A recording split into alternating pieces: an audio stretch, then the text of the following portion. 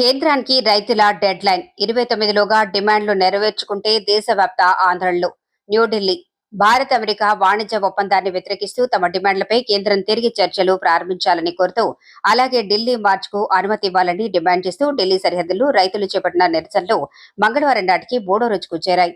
August 29లోగా తమ డిమాండ్లను పరిష్కరించుకుంటే దేశవ్యాప్త నిరసనలు చేపట్టి మహాపంచాయత్తు ఉద్యమాన్ని మరింత ఉధృతం చేస్తామని రైతు సంఘాల నేతలు హెచ్చరించారు.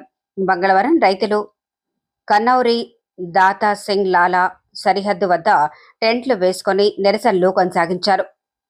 కాలినడకన ఢిల్లీకి వెళ్లేందుకు తమకు అనుమతి ఇవ్వాలని వారు విజ్ఞప్తి చేస్తున్నారు. అలాగే మంగళవారం సంయుక్త కిసాన్ మోర్చా కార్యకర్తల కీలక సమావేశం జరగనుంది. దీనిలో రైతు నిరసనల తదుపరి వ్యూహాన్ని ఖరారు చేయనున్నట్లు సమాచారం. దేశాన్ని ట్రంప్కు అమ్ముకోకూడదు, అమెరికా వ్యవసాయ దిగుమతుల గురించిన భయాలు మొదలుకొని విద్యుత్ సరఫరా లైన్లు, నష్టపరిహారం వరకు దేశవ్యాప్తంగా రైతులు ప్రభుత్వ విధానాలను వ్యతిరేకిస్తున్నారు. కాంగ్రెస్ నేత, గుజరాత్కు చెందిన వైద్యుడు, రైతు అయిన డాక్టర్ దినేష్ భాయ్ పర్మార్ దేశవ్యాప్తంగా రైతులు ఎదుర్కొంటున్న ఇక్కట్లను ది వైర్ వెబ్సైట్కు తెలిపారు.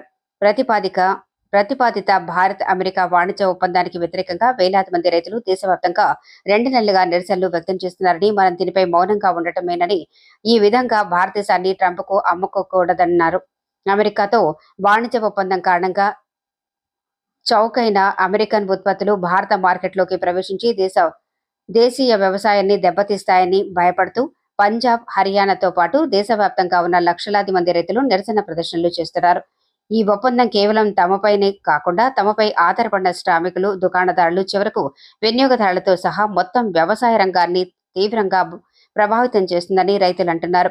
మరోవైపు గుజరాత్లోని మోర్చీలో వ్యవసాయ భూముల్లో రాష్ట్ర ప్రభుత్వం హై వోల్టేజీ విద్యుత్ సరఫరా లైన్లు, విద్యుత్ స్తంభాలను ఏర్పాటు చేయడానికి వ్యతిరేకంగా రైతుల నిరసనలు 2 నెలలుగా కొనసాగుతున్నాయి.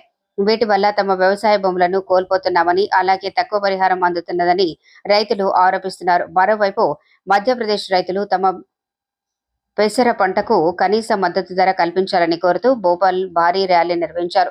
ఎరువుల కొరతపై కూడా వారు ఆందోళన వ్యక్తం చేస్తున్నారు. ప్రభుత్వ వ్యవసాయ ఆర్థిక విధానాలపై సంయుక్త కిసాన్ మోర్చా, కేంద్ర ట్రేడ్ యూనియన్లు కూడా దేశవ్యాప్త నిరసనలకు పిలుపునిచ్చాయి. తమిళనాడు, త్రిపుర, ఆంధ్రప్రదేశ్, మహారాష్ట్రలో పలు కార్మిక సంఘాలు ఈ నిరసనలకు నాయకత్వం వహించాయి. రైతుల ఆదాయాన్ని, భూమిని ప్రభావితం చేసే నిర్ణయాలు తీసుకునే ముందు ప్రభుత్వం తమ మొర వినాలని రైతులు కోరుతున్నారు.